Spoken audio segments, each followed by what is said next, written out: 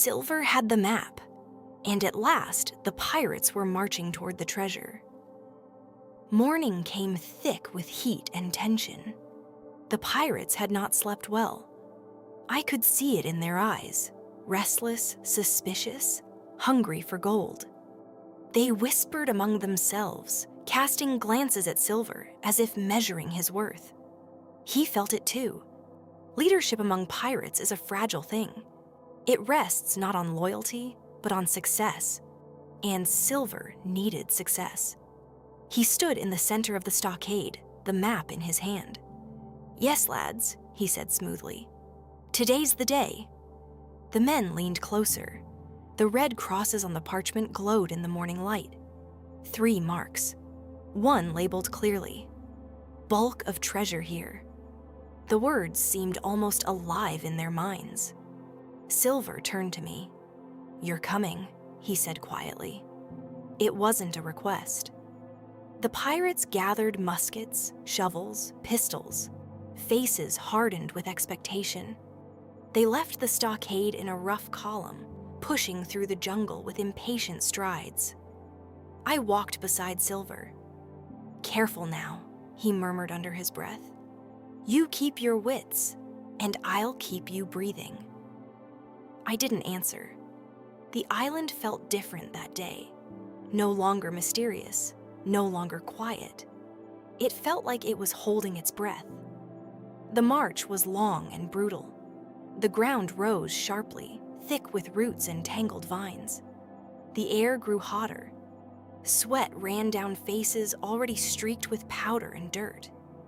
One of the pirates stumbled and cursed loudly. Another muttered about ghosts. Flint's name came up more than once. The deeper we moved inland, the heavier the mood became. Then they saw it. The skeleton. The same one from the beach, but closer now, fully revealed in the clearing. Its bones lay arranged deliberately, arms stretched forward, fingers pointing toward the hill beyond. The pirates froze. "Flint did that," one whispered. No one laughed. Superstition is a powerful thing among men who have seen too much blood. Silver limped forward, studying the bones. "Keep moving," he said sharply. "Gold's not found by standing still." Reluctantly, they obeyed. We climbed higher.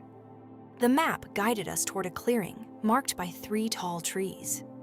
The men began to move faster now, excitement replacing fear. "There!" someone shouted. A patch of disturbed earth lay ahead. Shovels were raised. They dug like madmen. Soil flew. Roots snapped. Sweat poured. Then, a hollow sound. The shovel struck wood. A roar of triumph erupted. They tore at the earth, pulling away dirt until the shape of a chest became clear. Hands clawed at the lid. It opened. And inside, nothing. Silence fell like a hammer. The chest was empty. Rotten wood, dust, no gold, no silver, no treasure. For a long moment, no one moved. Then the shouting began. "You lied to us! It was here! The map said so!" Silver did not speak. He stared into the empty chest, his face unreadable. One of the pirates turned on him. "You knew!" the man shouted, raising his pistol. The others stepped back. The fragile balance of power shattered in an instant. I felt it, the shift. The pirates no longer had gold to chase. They had someone to blame. Silver straightened slowly. "Think," he said calmly. "Who had the map before us?" Their eyes shifted toward me. The moment stretched dangerously. Then, a gunshot cracked from the trees. One pirate fell instantly. Another shot followed. Chaos exploded. From the forest edge, familiar figures emerged. Dr. Livesey, the captain, and the loyal men. They had been waiting. Silver reacted instantly. He turned and fired at one of the mutineers instead of the approaching rescue party. "Over here," he shouted, "with me." It was a choice. And in that moment, he chose survival. The pirates scattered, confused and furious. Some fled into the jungle. Others fell. Within minutes, the clearing was ours. Smoke drifted through the trees. The empty chest lay open like a cruel joke. Dr. Livesey rushed to my side. "You're alive," he said, relief clear in his voice. "Yes," I replied, still stunned. Silver stood nearby, lowering his pistol. "Well now," he said softly. "Seems the game's changed again." The doctor's eyes narrowed.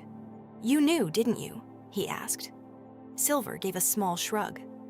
"I suspected." The truth was simple now. Ben Gunn had found the treasure long ago, moved it, hidden it elsewhere. The map had led everyone to an empty grave.